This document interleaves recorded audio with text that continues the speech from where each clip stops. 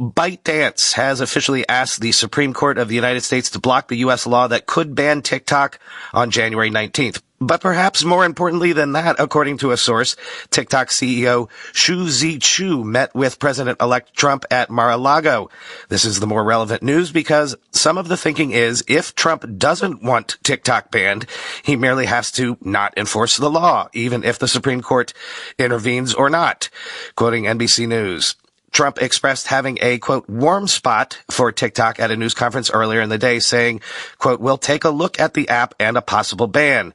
At his news conference Monday, Trump did not mention the meeting with Shou, but said he thought his electoral victory was in part due to his use of TikTok. I won youth by 34 points, and there are those that say that TikTok had something to do with that, he said. Trump lost voters ages 18 to 29, according to a national exit poll. Trump tried to ban TikTok in 2020 during his first term in the White House, but he was blocked by the courts. He changed his position this year, stunning some of his supporters but pleasing others, including Republican megadonor Jeff Yass, a major investor in TikTok. Supporters of the ban include both Democrats and Republicans in Congress, and they argue that because of TikTok's Chinese ownership, it poses a threat to user privacy and to the information environment through the possible manipulation of content, end quote. As for the Supreme Court implications, quoting the New York Times, saying that the law violates both its First Amendment rights and those of its 170 million American users, TikTok, which is controlled by a Chinese parent company, urged the justices to maintain the status quo while they decide whether to hear an appeal. Congress's unprecedented attempt to single out applicants and bar them from operating one of the most significant speech platforms in this nation presents grave constitutional problems that this court likely will not allow to stand, lawyers for TikTok wrote in their emergency application.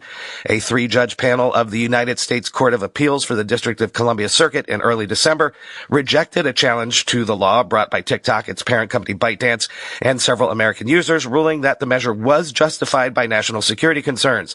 The judges differed somewhat in their reasoning, but were united in accepting the government's arguments that the Chinese government could exploit the site to gain access to users' data and to spread covert disinformation. The First Amendment exists to protect free speech in the United States. Judge Douglas H. Ginsburg wrote for the majority, joined by Judge Neomi Rao.